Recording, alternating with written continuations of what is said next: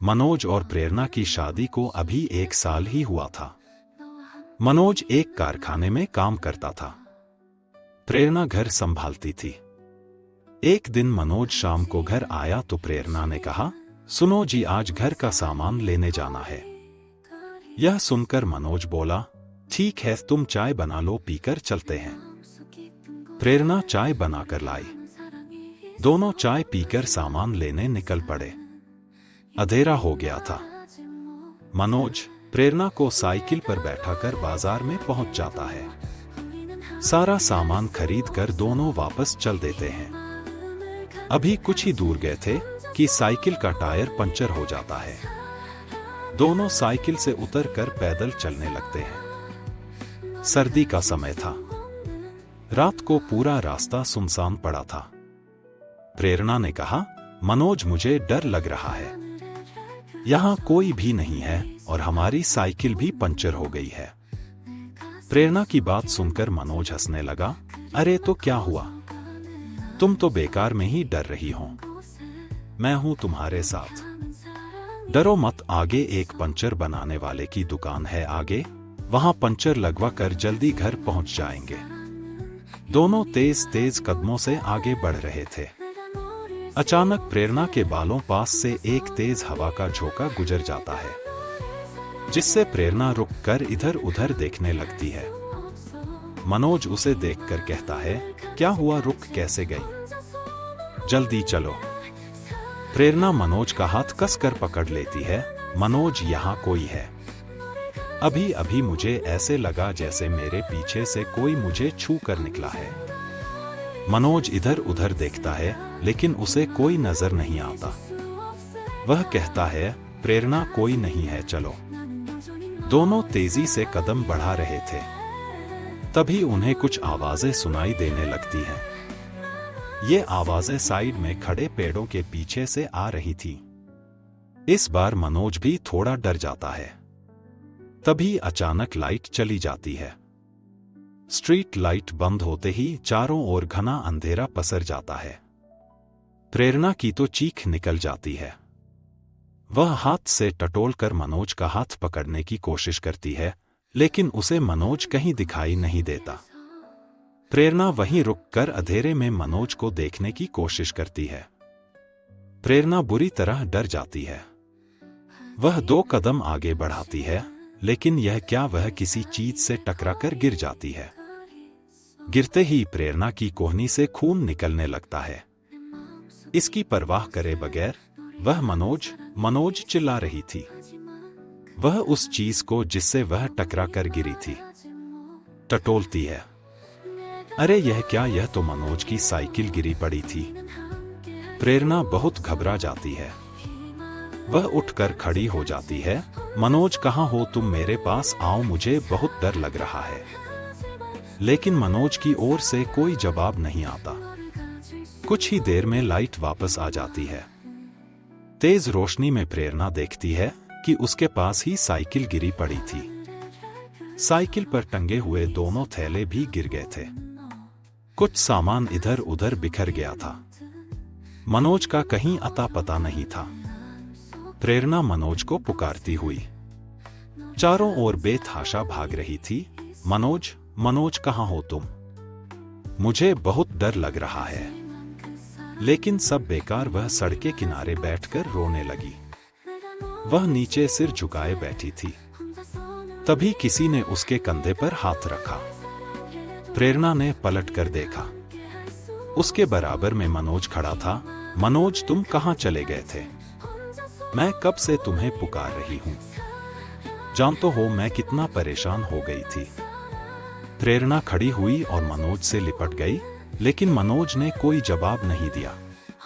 उसने प्रेरणा को अपने से अलग किया और बोला, चलो घर चलते हैं। मनोज ने साइकिल को सीधा किया, उस पर बचे हुए सामान का थैला टांगा और घर की ओर चल दिया। प्रेरणा को उसका व्यवहार कुछ बदला हुआ नजर आ रहा था। प्रेरणा उसके पीछे पीछे चल रही थी। प्रेरणा के मन में कई सवाल उमड़ रहे थे। मनोज कहाँ गया था? वह इतने गुस्से में क्यों है? उसने मुझसे अच्छे से बात भी नहीं की और अब वह किसी बात का जवाब भी नहीं दे रहा है।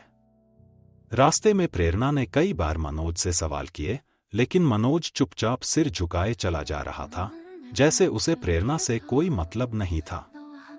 मनोज के इस व्यवहार से प्रेरणा बहुत परेशान हो गई थी।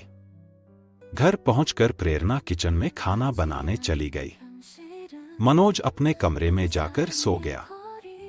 प्रेरणा उसके लिए खाना बनाकर लाई, लेकिन उसने दरवाजा नहीं खोला। काफी आवाज देने पर भी जब वह नहीं जगा तो प्रेरणा बाहर ही एक चादर बिछाकर सो गई। सुबह प्रेरणा ने मनोज से बात करने की कोशिश की तो वह गुस्से में बोला, मैं तुझसे नफरत करता हूं, दूर रह मुझसे। मनोज की आंखें लाल अंगारे की तरह दहक रही थी। प्रेरणा बहुत डर गई। उसने कुछ नहीं कहा। मनोज अपने काम पर चला गया। धीरे धीरे मनोज का व्यवहार बदलता जा रहा था। वह घर आता, खाना खाकर चुपचाप कमरा बंद करके सो जाता। एक दिन प्रेरणा ने कमरे में बने छोटे से रोशनदान से अंदर देखा तो मनोज दीवार की ओर मुंह करके खड़ा किसी से बात कर रहा था और हंस रहा था। प्रेरणा को कुछ समझ नहीं आया तो वह जोर जोर से दरवाजा पीटने लगी।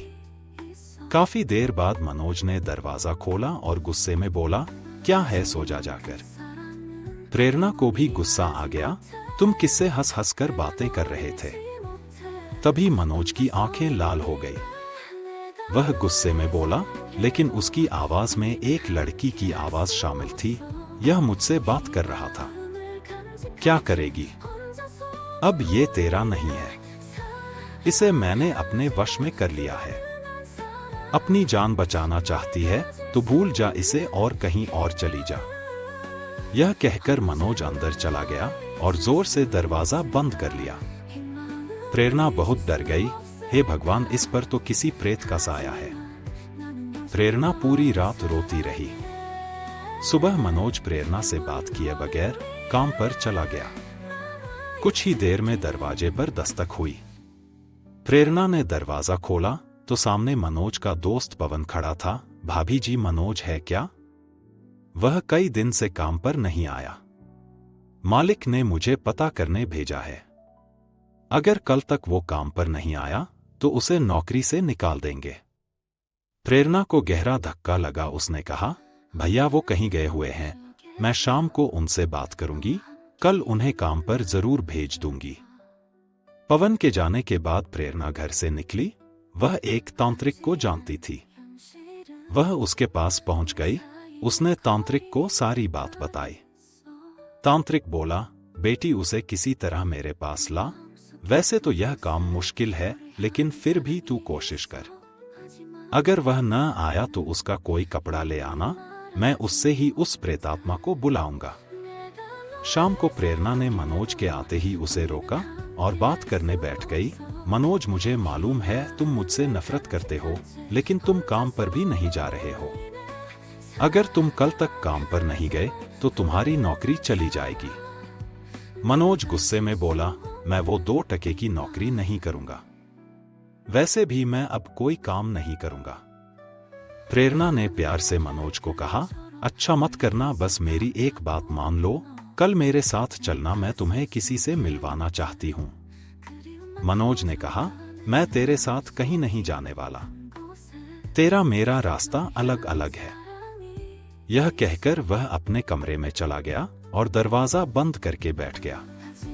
अगले दिन प्रेरणा मनोज की कमीज लेकर तांत्रिक के पास गई। तांत्रिक ने तंत्र मंत्र करना शुरू किया।